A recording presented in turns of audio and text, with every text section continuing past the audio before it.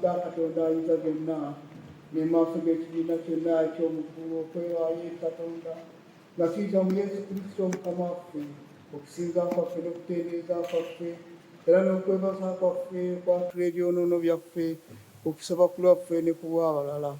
Tulyoke tweyongere okumanyira ddala mu mazima obukulu bw'akwagala kwa Katonda era twolese ebibaale by'ekisa kye mu bulamu bwaffe era tusabe ku lw'abalala ebyo ebyetaagibwa ku lw'obulungi bwabwe. Kale tufukamire era tusiriikirire nga tujjukira nga Katonda ali naffe kaakano.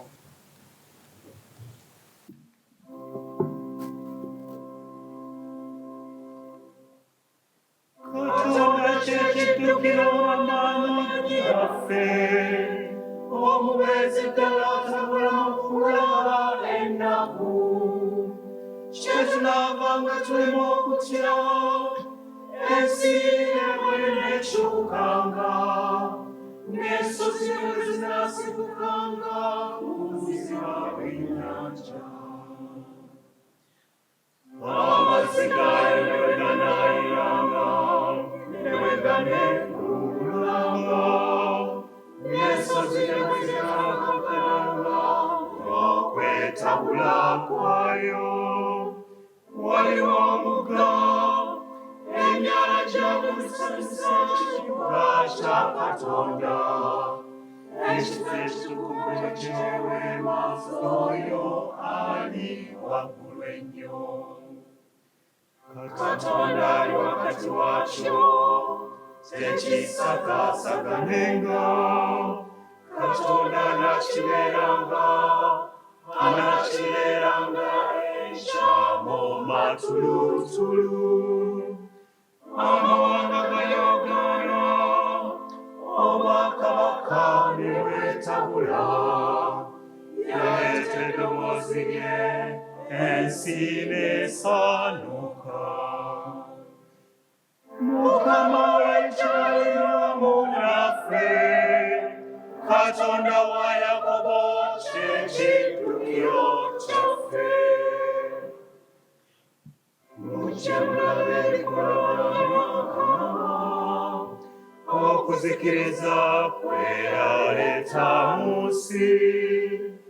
Aggyawo entalo okutuusa ku nkomerero y'ensi.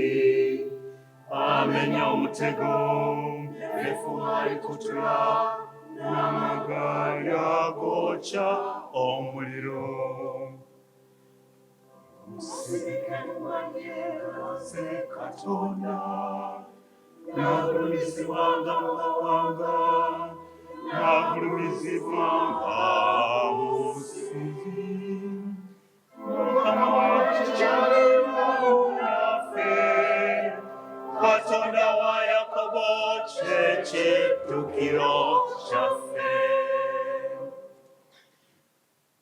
Ekitiibwa kibeere kitaffe n'eri Omwana n'eri Omwoyo Omutukuvu, nga bwe kyali olubereberye, bwe kiri ne kaakano, bwe kiriba, emirembe n'emirembe. Amiina.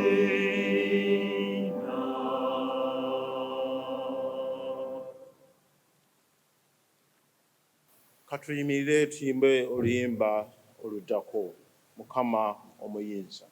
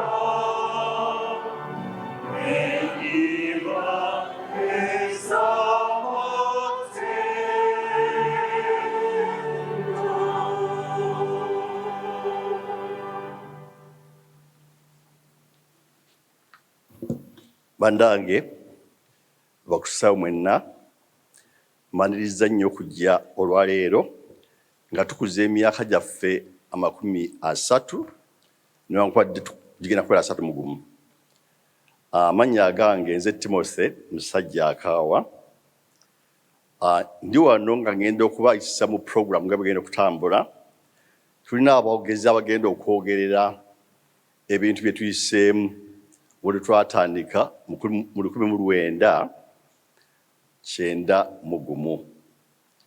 Nga sinatandika njala okwetondera abantu abaatambula nga 8 n'abagenda e Southern Cathedral wali olunaku lwe tutegese okukwata ekijaguzo kino nemmanyi ekyatugwako nti Queen yafa nga 8, saavisi yaffe ey'e10 n'ebeera cancelled.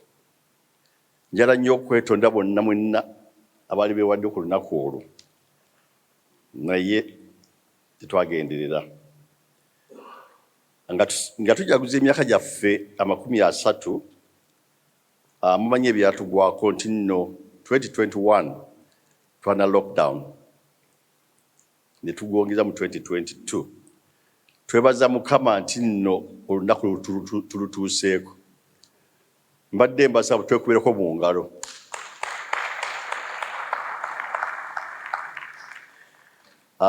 Njagenda ndeeta abantu abagenda okutwogerera olugendo lwaffe nga bwe lubadde.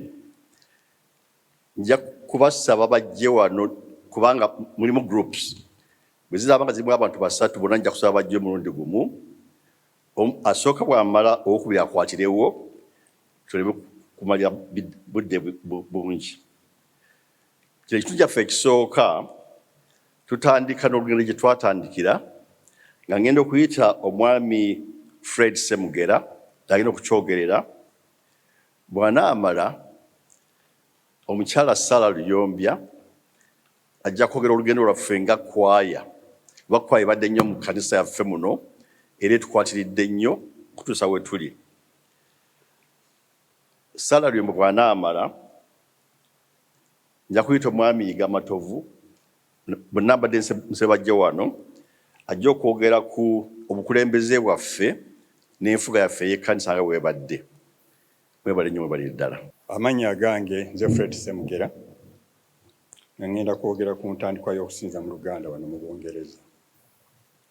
Najja mu Bungereza mu 1978 era nasookera Manchester. Mu 1980 najjanga mu London era mu 1981 najjira ddala mu London. Nga bwe mumanyi sinze mu Kristaayo asingayo naye nalaba nti waaliwo eddibu mu kusaba kwe nali mmanyidde e Buganda. Waali tewali we tuyinza kusinza wamu mu Luganda mu kiseera ekyo.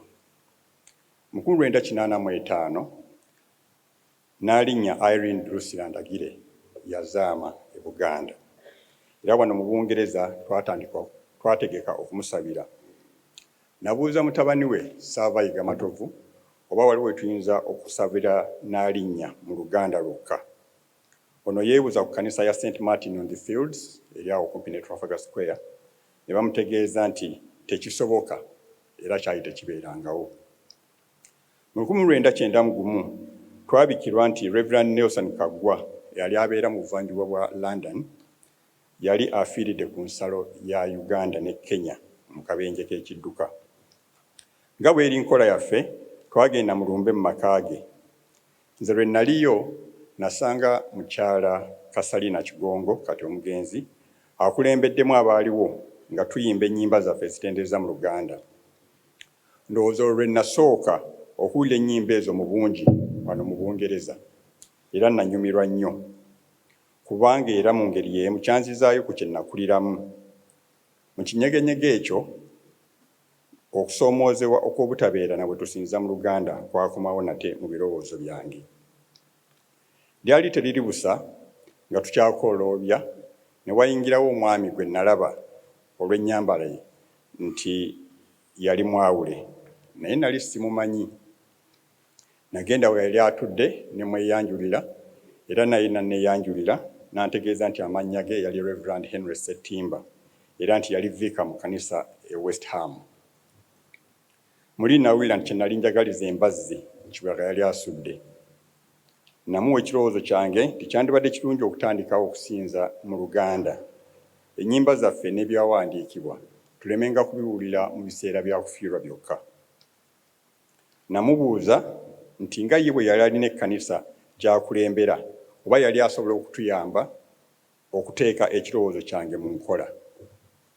Reverend Ssettimba yasooka kukitya ng'abuuza nti okusaba okwo kunaabeera mu Luganda kwokka, tunaabanga tetulabike ng'abasosodde bannayuganda abalala. Namugumya nti ne mu Uganda abantu basinza mu nnimi zaabwe ate era nga bangi abatali Baganda basinza mu Luganda. Yeebuuza bwe tunaafuna abantu abanajja mu kkanisa, ne mugamba nti ekyo nakyo takitya kuba nali nsobola okukikola nga bwe nali nkoze mu kutandikawo ebika by'Abaganda wano mu Bungereza nga nkunga abantu. Yakkiriza nti nkitandike era n'ansaba nnonde abantu abatono abanaabeera akakiiko akatandika Omungereza kayita Steering Committee. Nga maze okukkiriziganya naye, awo nayita Omulangira Sam Zimbe ne Kasalina Kigongo ne mbayitiramu bye twali tukanyizaako ne Reverend era ne mbasaba babeere ku kakiiko akatandika. Oluvannyuma nagattawo Mukyala Dorothy Neeteese Mukasa. Enkiiko zaffe ezaasooka zaali mu ofiisi ya Reverend Ssettimba ku kkanisa ye. Era nzijukira nti Kasalina Kigongo yajjanga n'omwami we Vincent Kigongo ne mutabani waabwe Emery Nsubuga kati naye omugenzi. Reverend Ssettimba yansaba nkulembera akakiiko ne mugamba nti bwe tumala okutandika nali sijja kusobola kusigala mu kifo ekyo olw'okubanga nalina obuvunaanyizibwa obulala katugambe nga mu byebika by'Abaganda. Twalonda Dorothy Mukasa abeera omuwandiisi ne Kasalina Kigongo akole ku by'abayimbi. Omulangira Sam Zimbe teyasobola kutwegattako.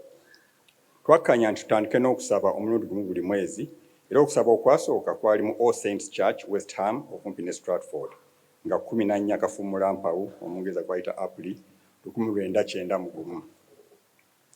Mu baasoma ebitundu mwalimu nze, omugenzi Dr. Sam Bengo, omugenzi Cecilia Wampamba Nakabiri ne Saavayiga Matovu. Twali tuguddewo essuula empya mu bannayuganda mu Bungereza abakkiririza mu Yesu Kristo. Ebyaddirira gwe mukululo guno n'ebibala bye tujaguza olwaleero nga tumaze emyaka 31 mu kusinza mu Luganda. Mu ntandikwa twalina abakkiriza mu Yesu okuva mu madiini ag'enjawulo gamba nga bannaffe Abakatuliki n'aba Seventh Day Adventists be twasabanga nabo. Abayimbi baffe abaasookera ddala bangi kubo baali Bakatuliki gamba nga ab'Oluganda Emmanuel Seguya Kibuuka, Juliet Mutyaba, Joseph Kibuuka ne Regina Nabukeera, gattako Paulo Kiyingi Mubanguka, Joseph Kategaya n'abalala be twayimbanga nabo mu kwaya eyo eyasookera ddala ng'abamu bakuba n'eŋŋoma. Era Father Anthony Musaala naye yajjanga n'abuulira okulaba ekyo kijjayo ekifaananyi nti mu kutandika twali Bakristaayo n'Abakristu n'abalala bonna. Emmanuel Seguya neebuuzaako nga nabo baagala okutandika ekintu kyekimu Bakatuliki era nabo oluvannyuma baatandika Uganda Martyrs Catholic Community. Abantu baffe abagundiivu era abansooka kuno nga Dr. Godfrey Sekweyama, Dr. Godfrey Luyombya, Dr. Godfrey Kaziro, simanyi lwaki bonna baali ba Godfrey, naye gattako Omukyala Anne Ddungu, Mwami Rebwa Ssejjengo, Omukungu Gladys Kavuma n'abalala bangi bajja kunjulira nti tewaaliwo okusinza mu Luganda kwawamu mu Bungereza okutuusa lwe twatandika mu 1991. Ate era okuwuliriza kwange kulaga nti ffe twali empanga era ffe twali abasaale mu kino ebweru wa ssemazinga ga Africa. Mpozi kambuuzike nga nnyongerako nti Reverend yali atubikiddwa. Oluvannyuma twagamba nti eyabika yabikanga kubanga na buli kati sikyamukubira enduulu. Okukozesa ebigambo bya Mark Twain mu bukyamu we yali muwandiisi wa bitabo wano mu Bungereza, okufa kwa Reverend Nelson Kaggwa tekwaliyo n'akamu n'akatono. Naye mu kabenje akataaliyo akaatukuŋŋaanya okumukungubagira twafunamu ebirungi. Osanga singa tekyali ekyo ebyafaayo by'okusinza mu Luganda tebyandibadde nga bwe biri. Olugendo lwaffe nga kwaya, amannya gange nze Saala Luyombya. Kwaya kintu kikulu nnyo mu kkanisa yonna kubanga kiyamba okutendereza mu maloboozi amangi. Okutandika kwaya kintu kizibu ddala era mu lugendo lwaffe kyatwala obumalirivu bungi n'okwewaayo kw'abantu. Abamu ku baasooka mu kwaya baali omugenzi Catherine Kigongo, mukyala Connie Bisase, mukyala Marion Sebaggala, omugenzi Ruth Senkatuuka, abo nno baali bayimba soprano. Omugenzi Edna Kibuuka yali alimba alto. Mwami Richard Sebaggala, omugenzi Ignatius Siiga, abo baali bayimbi ba tenor. Mwami Timothy Musajja Akaawa, Dr. Arnold Bisase, abo bombi baali bayimba bass. Nze Kamwakoogera nali nnyimba soprano. Choir master yasookera dda yali Mwami Amos Kaggwa. Omulanga yali muzungu era yali atukubira ennanga mu kiseera ekyo. Yaleetebwa omugenzi Edna Kibuuka okuva e Hampstead. Okwegezaamu okuyimba buli wiiki abayimbi beekuŋŋaanyirizanga mu maka gaabwe, naddala ew'omukyala Marion Sebaggala. Bamembers abalala beegatta ku kwaya baali mukyala Christine Nakitende ne mukyala Margaret Katoddungu, abo nga bayimba soprano, mukyala Beatrice Ssettimba yali ayimba alto, mwami Ronald Muwangamale ne mwami Dennis Mira, abo baali bayimbi ba tenor. Kwaya yafuna ettutumu era ekirowoozo kyaleetebwa mwami Ronald Muwangamale eyali afuuse omuyimbisa mu kiseera ekyo eky'okukola concerts, era ng'eno ye yali entandikwa ya concert ezaakolebwa. Concert yasookera ddala yali Forest Gate.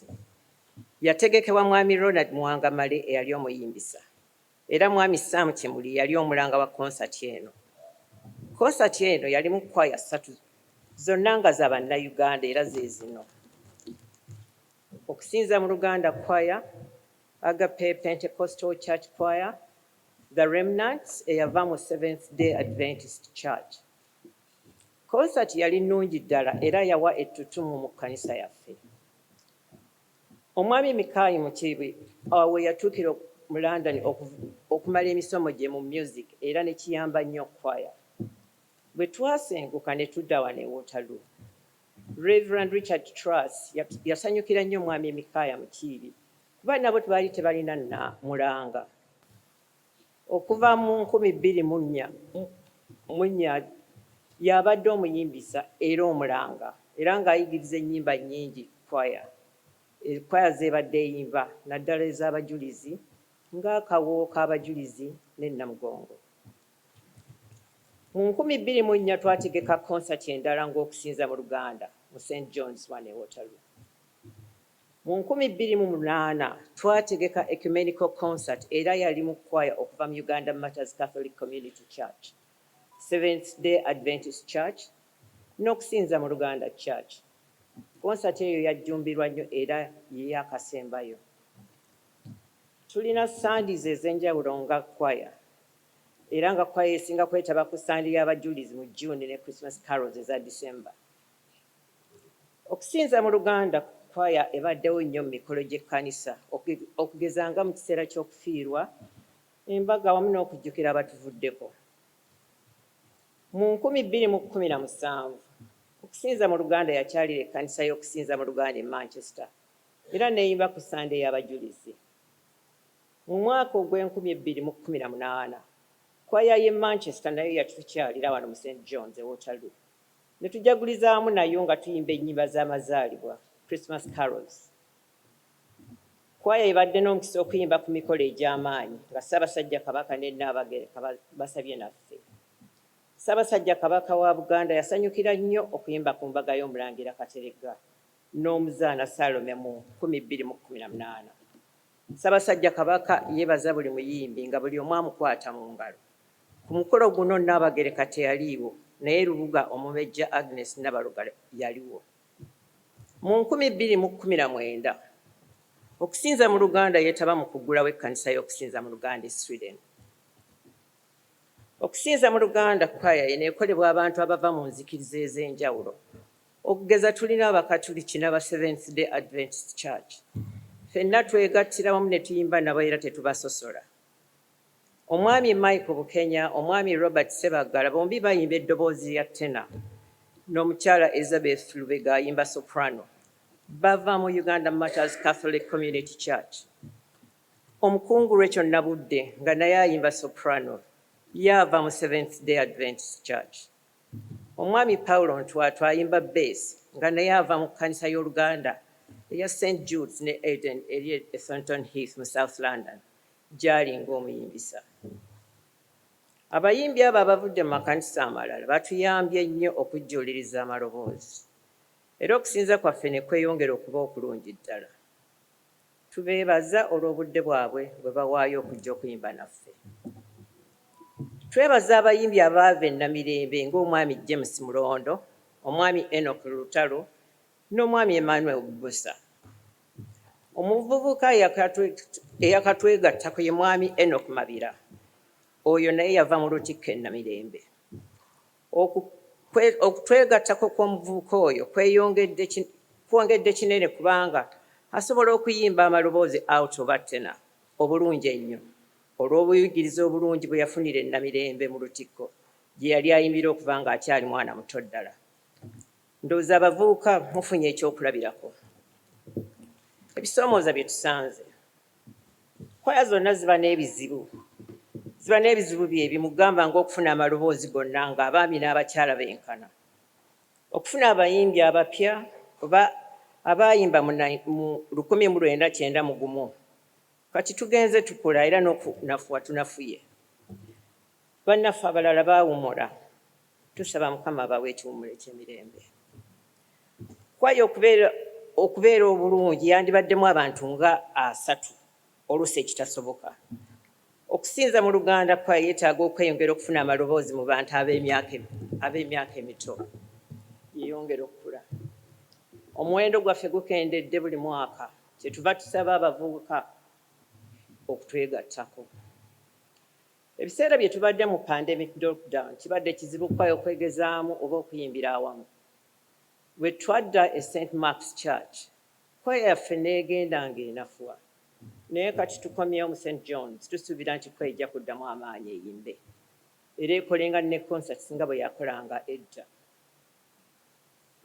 Kwaya ewanirira nnyo era enyumisa nnyo okusinza mu Luganda. Ekizibu ekirala kye twafuna bwe twali tukyali Forest Gate twasooka kweyazika uniforms za All Saints Church. Kino tekyasanyusa bammembers ba All Saints Church abataali beewaffe. Omulundi gumu baazitugaana. Oluvannyuma mugenzi Dr. Bengu yagulira kwaya yaffe uniforms era ye uniform yaffe yasookera ddala.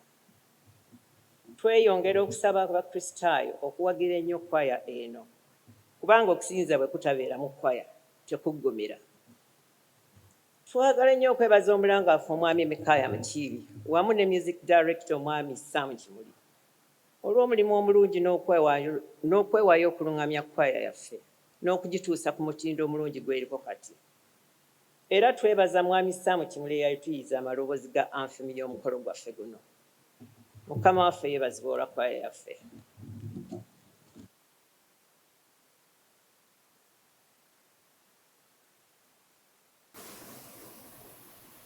Ssebo ne bannyabo mbalamusizza olunaku luno lwe tujjukirirako emyaka 30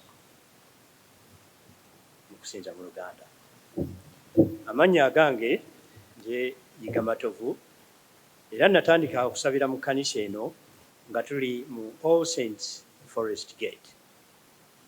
Nali accountant naye kati nawumula bannange. Obukulembeze mu kusinza mu Luganda bulimu emirundi ebiri. Kisooka nga charity era eneebeera eriko board of trustees. Ate ne tuba n'abakulembeze mu kusaba kwe tuba nakwo kati okubeerawo nga bwe mutegedde buli Sande. Mu 1991 Reverend Ssettimba ye yali vika wa All Saints West Ham. Twalina ebizibu bingi mu bantu baffe era yasabibwa atuyambe tufune bwe tukuŋŋaanira mu mwezi tusabenga n'okulabagana tuyinze kusisinkana. Yakkiriza okusabisa ku buli Sande esooka mu mwezi era bwe baamukyusa n'adda mu All Saints Forest Gate twagenda naye. twali mu diocese ya Hackney ne Chelmsford nga bishop waffe Right Reverend Sainsbury. Bishop yali atuwagira nnyo. Reverend Setimba omulimu gwe gwali gwa kutusabisanga nga tuzze. Naye ng'akakiiko ke kalina omulimu munene ogw'okukunga abantu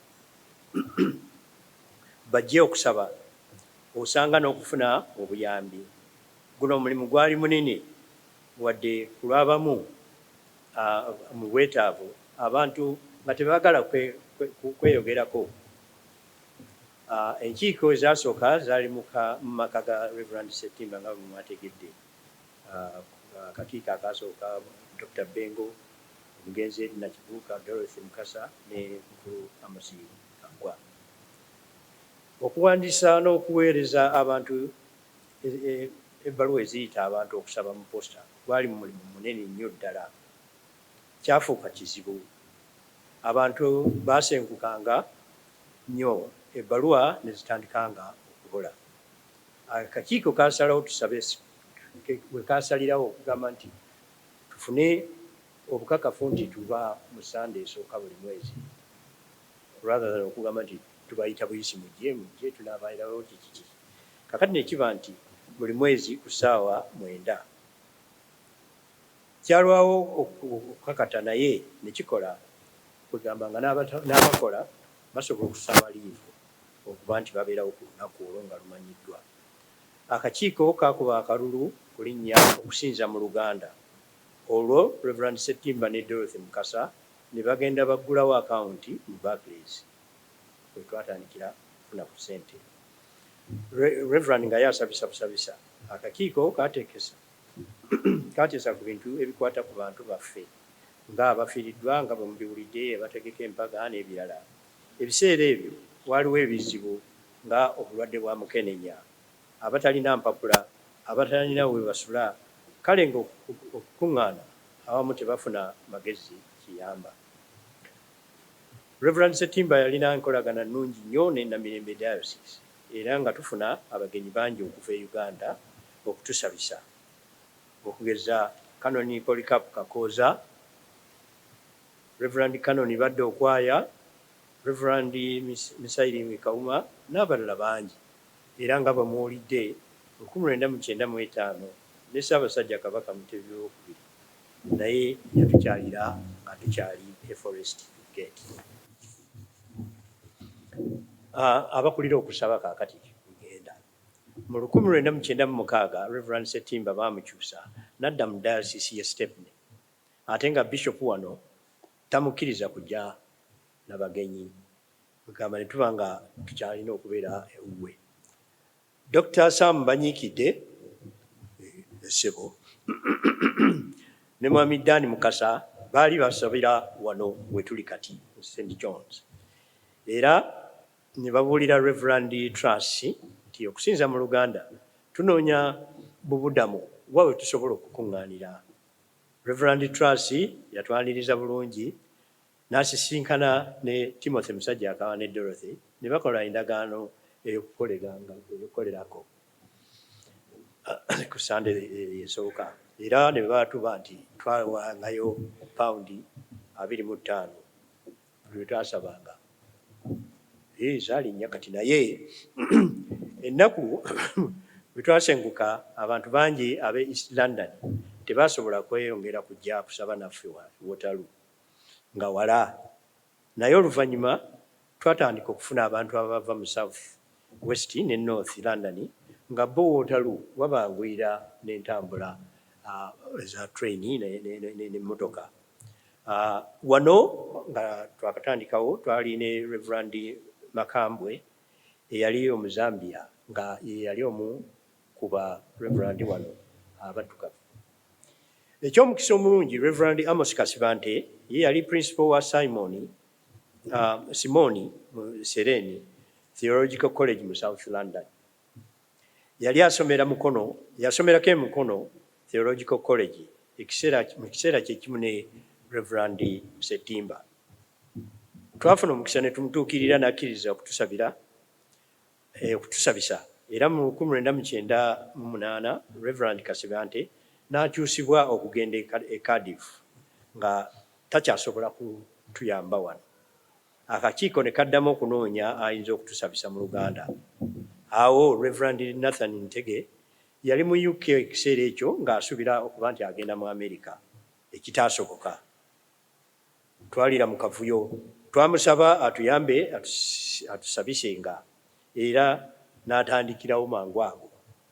Reverend Tracy n'amuyamba okuyingira mu Church of England wano, okubeera ku ttiimu ya St. John ya wano.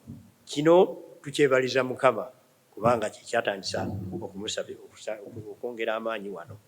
Ekiseera ekyo kyonna akakiiko nadde njogerako Board of Trustees kagezaako okufuna mukubo asome obwawule.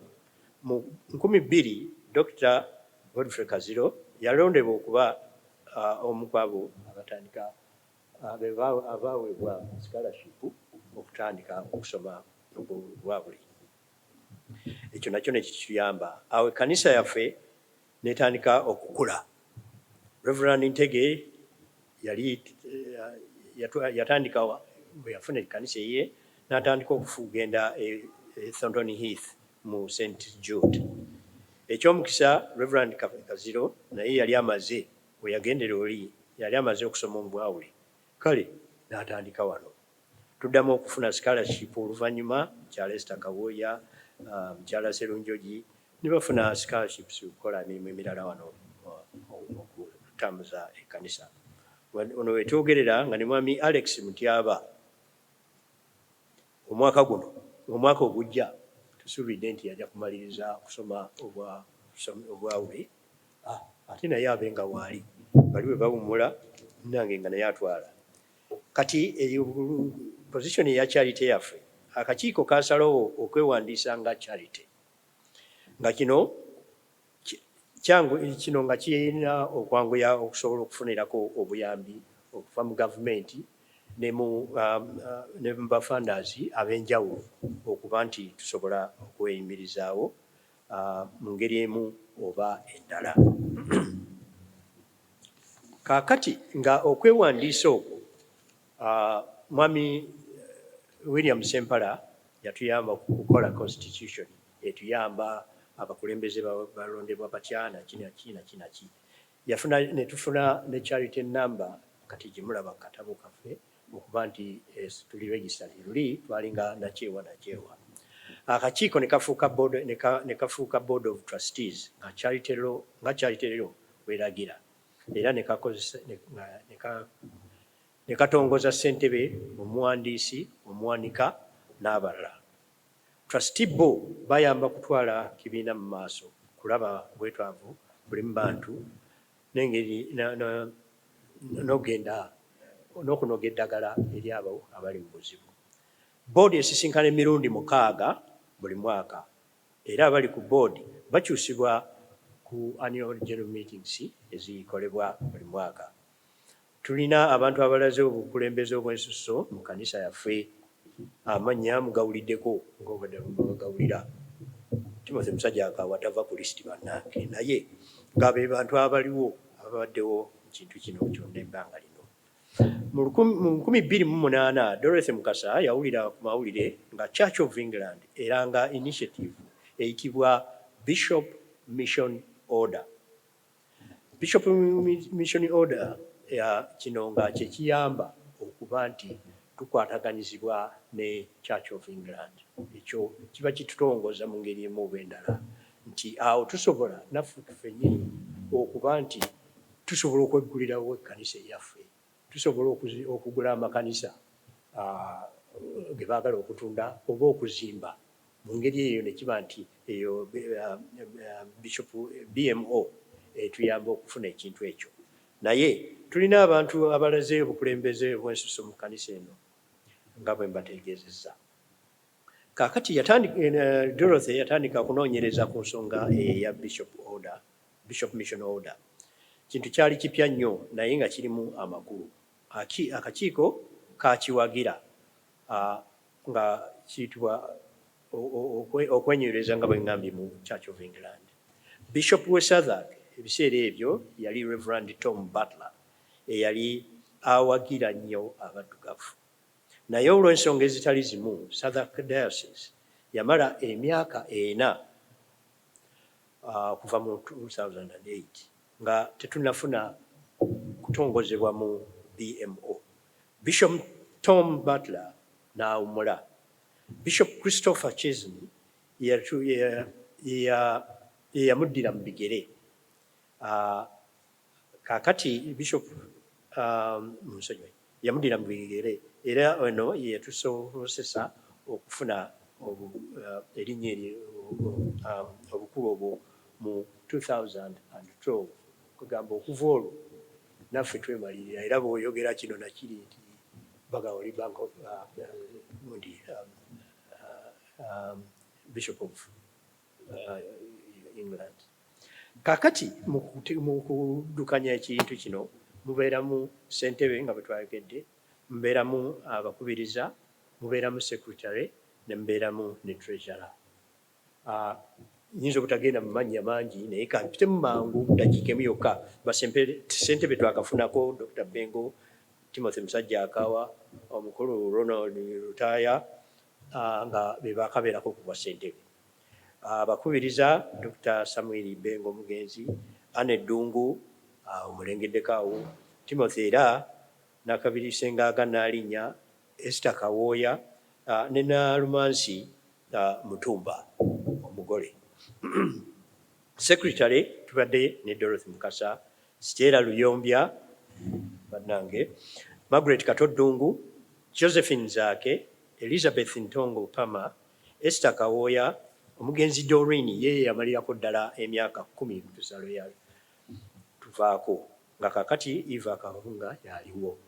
Kati mba treasurer ndi kumpi okumaliriza omugenzi Edna Kibuuka, Timothy Musajja Akawa, Esther Kawooya ne Alex Mutyaba yaliko assistant at one point naye kakati nga ye treasurer. Kale nga abo be baddukanya okusinza mu Luganda wano okutuusa we tuli. Bannange, ebyo bye byafaayo mu kuddukanya ekibiina kino na charity eno wetusabira. Mwebale nnyo, mwebalire ddala.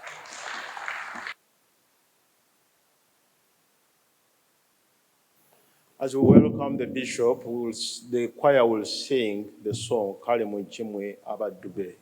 You are welcome, Bishop.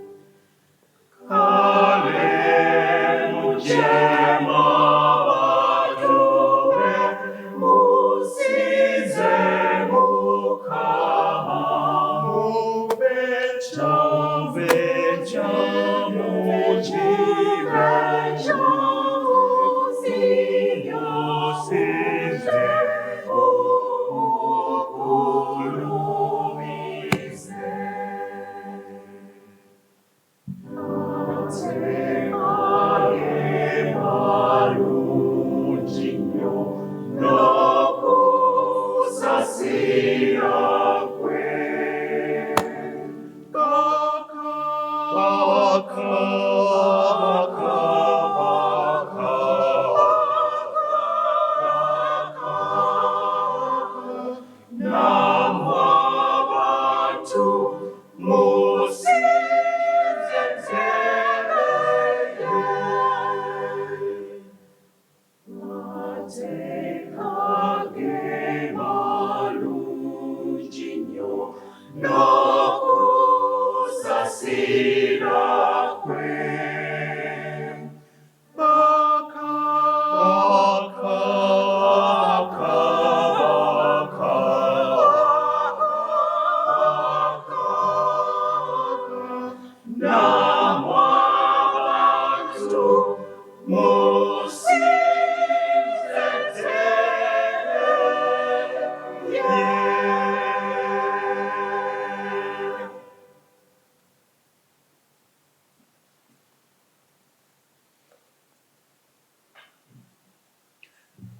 Are very pleased that the Bishop of Southwark is able to be with us today, and I'm grateful to you, Bishop Christopher, for coming.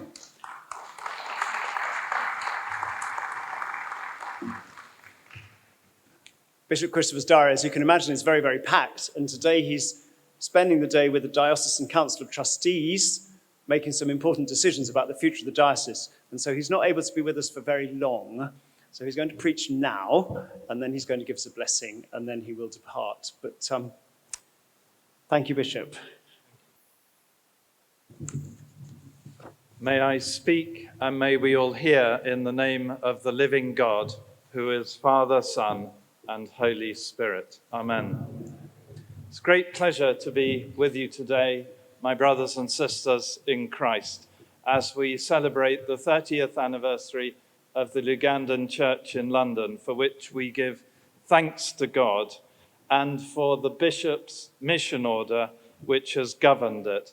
Many congratulations, and may God bless you richly, and we will all show our appreciation.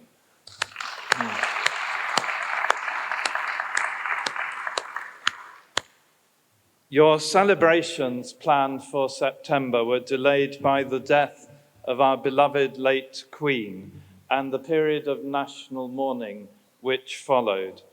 Those 10 days of mourning revealed to us the nation we have become during the Queen's long reign, so blessed by the diversity which has flourished and grown and extended during it.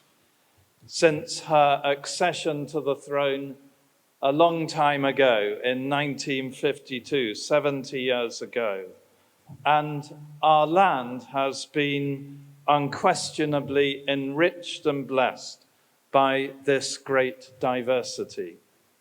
Her late Majesty's faithfulness has helped us to process the changes we have experienced during that reign, because she was a fixed point to whom all without exception could refer for a model of servant leadership. She held together an abiding love of tradition, together with a fearless embrace of progress, as King Charles said in his first address as king to the nation. And we all find ourselves in a better place because of it. Although we are not gathered in the cathedral that was the original plan, it is very fitting that we celebrate here at St. John's Waterloo. This has been your home for your gatherings. And this is the first time I have seen it beautifully renewed and refurbished. I've seen it at various stages of progress, but Giles, it's really wonderful to see it today. And I do thank Canon Giles Goddard for the leadership he has given for the renewal of this church, for the love and care he has shown to the Lugandan church worshipping regularly here, and for his leadership as a priest in mission for this community of faith. Can we please thank Giles?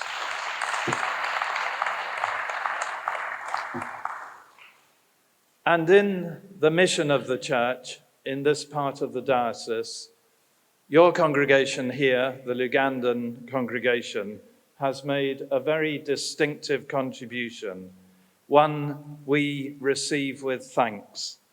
You have been trailblazers because the Lugandan congregation was the first bishop's mission order in the diocese.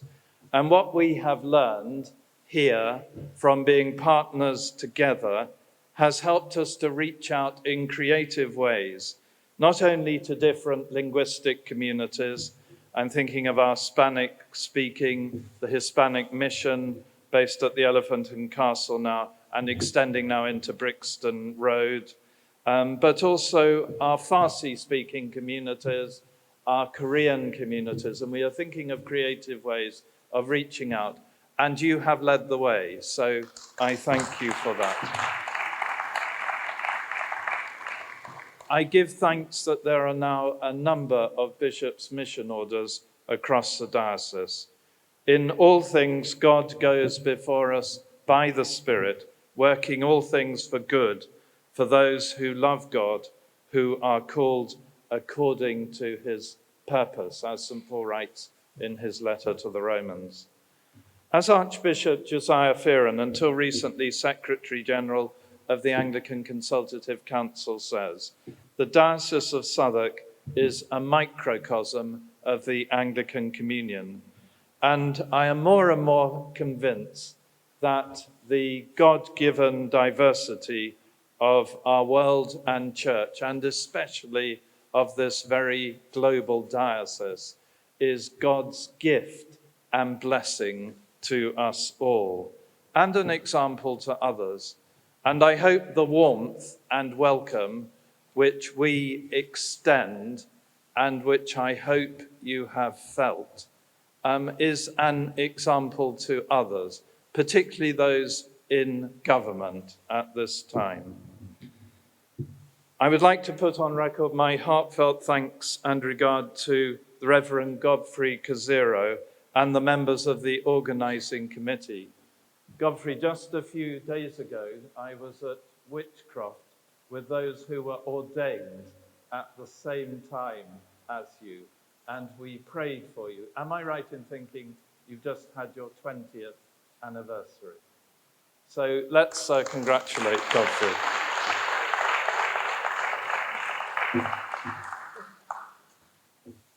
I've expressed thanks to Giles, I've expressed thanks to Godfrey and the organising committee, but most of all, I want to express thanks to each of you for responding to Christ's call and for serving in the way you do as a joyful and vibrant community of faith.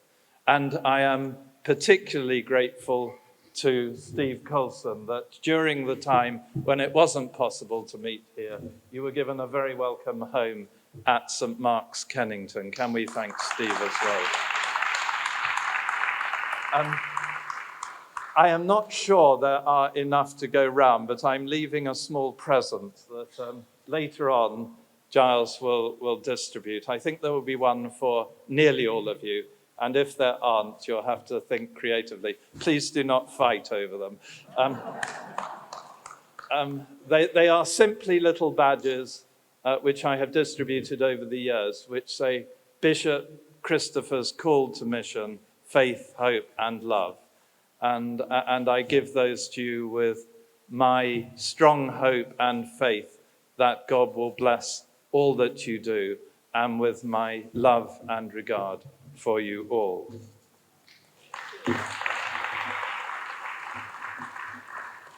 Our two readings today explore the themes of arrival and purpose. Joseph's brothers arrive in Egypt from the land of Canaan, where there is terrible famine and crops are failing. They have skills, they have wisdom, they have a great deal to offer. Pharaoh's wisdom, guided no doubt by the intervention of their brother Joseph, perceived that the newcomers from Canaan were likely to contribute to the common good. So he put the capable ones among them in charge of the herds. This, of course, was good. Egypt provided a safe place of refuge, as it was to do in due course for our Lord, the infant Saviour, after Mary and Joseph's flight into Egypt, and each newly arrived person has a part to play. But we know, of course, how the story continues. The scriptures tell us how the Israelites prospered in Egypt, and that they prospered so fruitfully that the Egyptians came ultimately to perceive them as a threat. We know too that God was faithful to his people and eventually delivered them from slavery in Egypt to freedom in the promised land.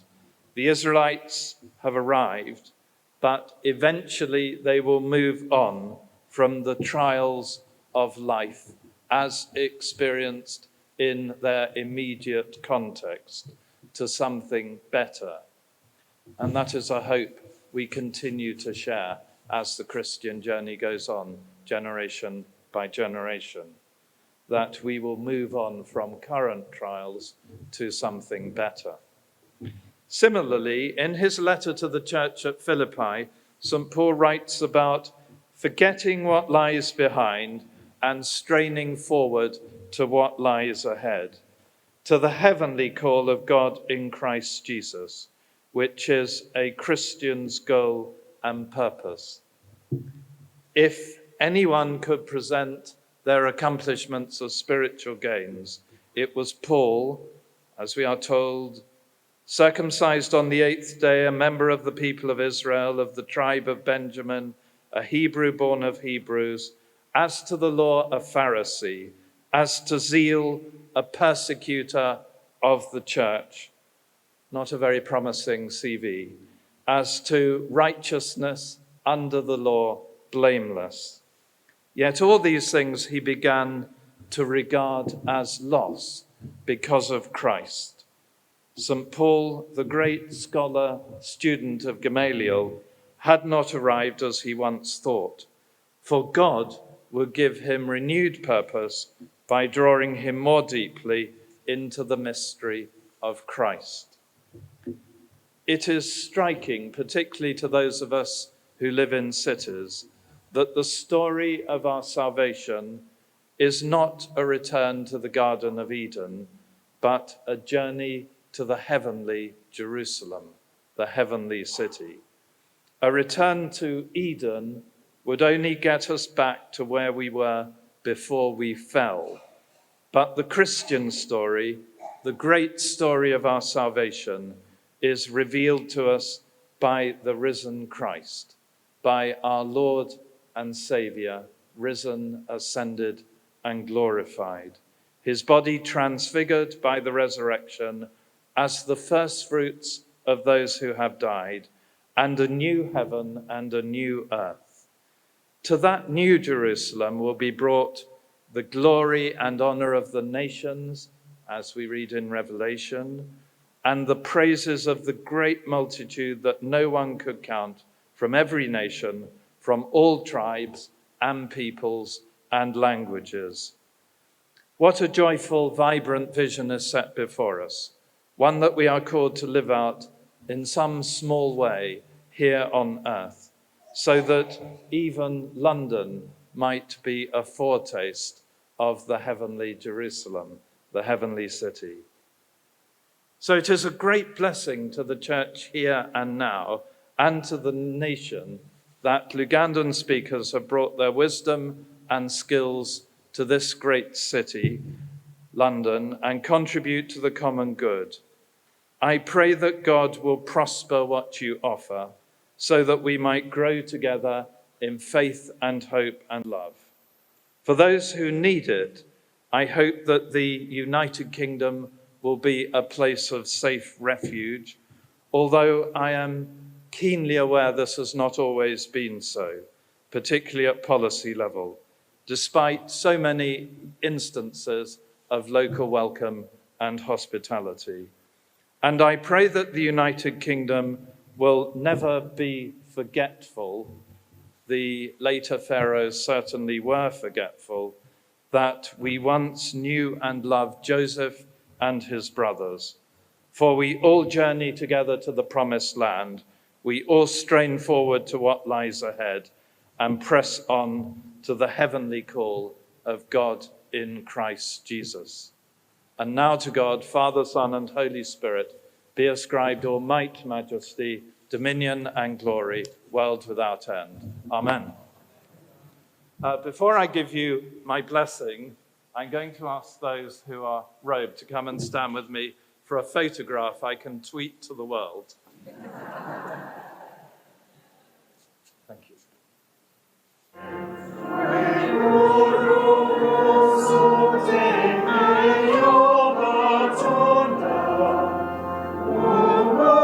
Unto God's gracious mercy and protection I commit you.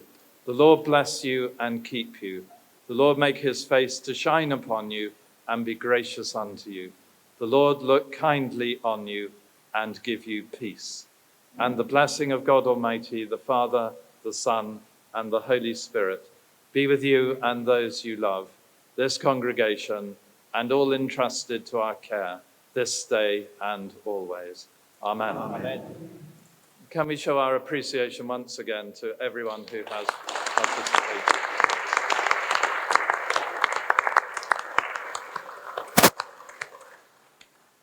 I hope the rest of your day is very blessed. I would have loved to have been with you for the whole of the celebrations, but I'm going to return now to the Council of Trustees.